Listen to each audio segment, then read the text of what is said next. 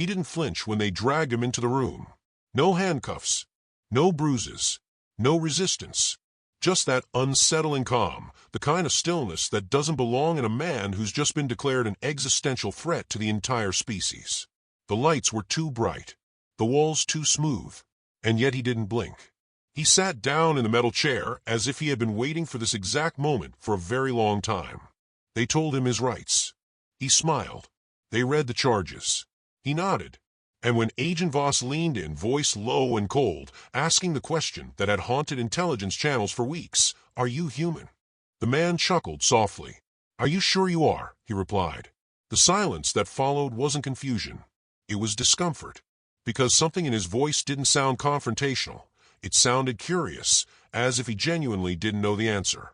As if he was seeing them for the first time and trying to decide what they had become. That's when the air shifted. The camera began to glitch, just a flicker, nothing that would raise alarms in real time. But enough. Enough for the analysts watching later to pause, rewind, and realize the distortion happened not around him, but through him, as if the very idea of his existence bent the space he occupied. He wasn't violent. He wasn't armed. He hadn't committed any crime in the legal sense. But he had done something far worse. He had told the truth. And the truth, as it turned out, was something no one had ever prepared to hear. According to every record, he was born in 1982. Social security number, school transcripts, credit history, blood type, dental records. But there was a problem. That exact profile, down to the fingerprints and DNA, had appeared before. Almost identically. In an incident dated 1911. Then again in 1764. And once, incredibly, in a declassified case file from the 1500s. Same face, same name, same smile. He wasn't immortal. He wasn't a clone. He was something else. And somehow, he always appeared right before a collapse, a war, a pandemic, a cultural implosion. Like a shadow before the flash. And now he was back. That's why they brought him in.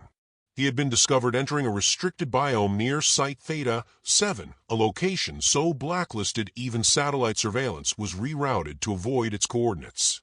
He had no clearance, no known transport, and yet he appeared, alone, unarmed, standing barefoot in the snow, looking up at the sky like he was remembering it. They demanded to know how he got there. He said he walked. They demanded to know who sent him. He said no one did. They demanded to know what he was. And that's when he finally leaned forward, the smile fading, the voice sharpening, the air around him colder. "I'm the echo of what came before," he said, "and the warning of what you've become." The agents thought he was playing mind games, psychological warfare, some highly trained infiltrator seated by an enemy nation-state or rogue AI faction. But he wasn't trying to manipulate. He wasn't trying to hide. He just told them things. Things no one should know. He described the first extinction, not the dinosaurs, not even a Pleistocene collapse, but the erasure of a species that had once ruled the earth before what we called humans ever crawled from the dust.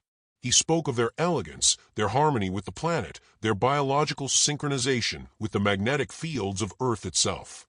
And then he described their fall, not due to violence or disease, but because they lost the ability to tell the difference between progress and corruption.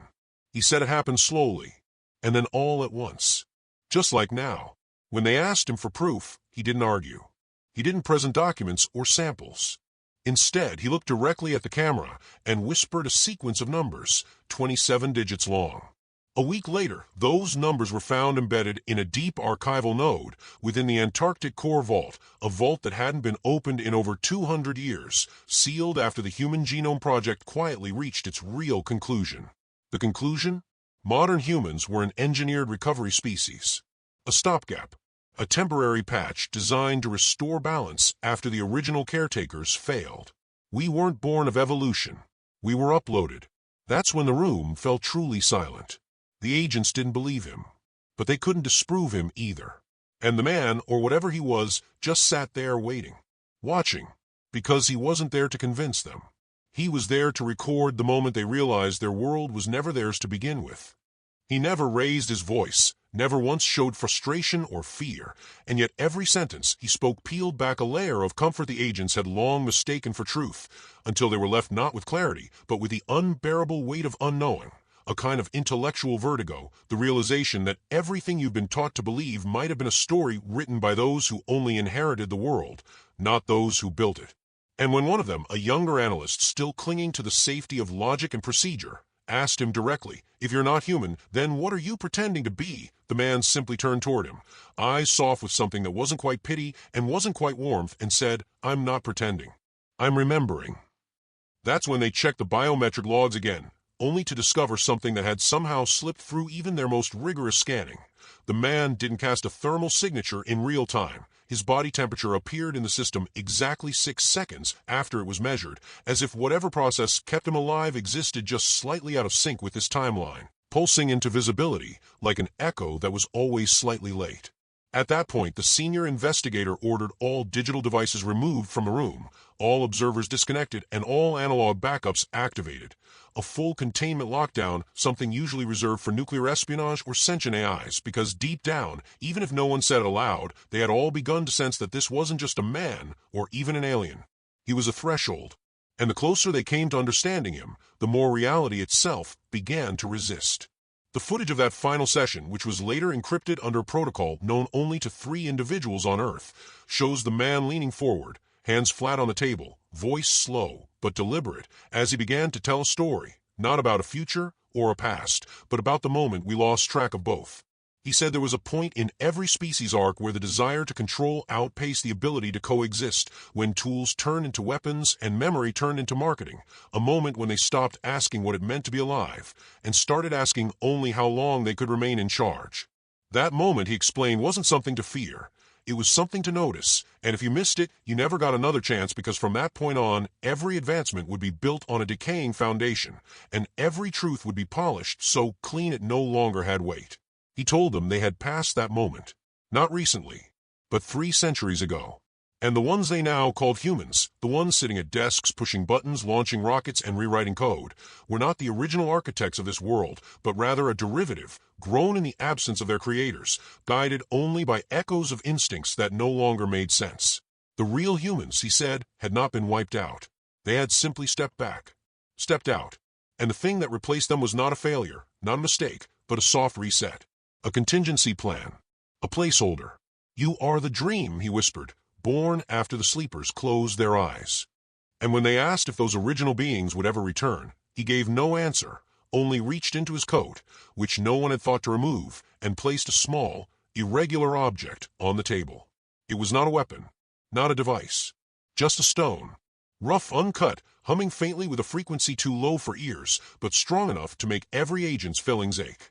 He told them it had been passed from a first to the last, handed through generations who remembered the real history, not in books, not in blood, but in pattern. And then, without another word, he vanished. No explosion, no burst of light, no tearing of fabric or reality. Just absence, so sudden and complete that for a brief moment, even the sound of the room itself seemed confused, as if the air hadn't yet decided whether it should collapse inward or move on. The stone remained, and so did the recording. But the file wouldn't copy, wouldn't compress, wouldn't transmit. Every attempt to share it failed. Every mention of it vanished from backup logs. And so it sits, encrypted, isolated, unread, locked in a vault that no one visits, in a server room that no one speaks of, guarded not by protocol but by disbelief. Because the last thing, he said, the last thing any of them heard before he faded from existence, wasn't a threat or a warning. It was a question. When your creators return, will they recognize you?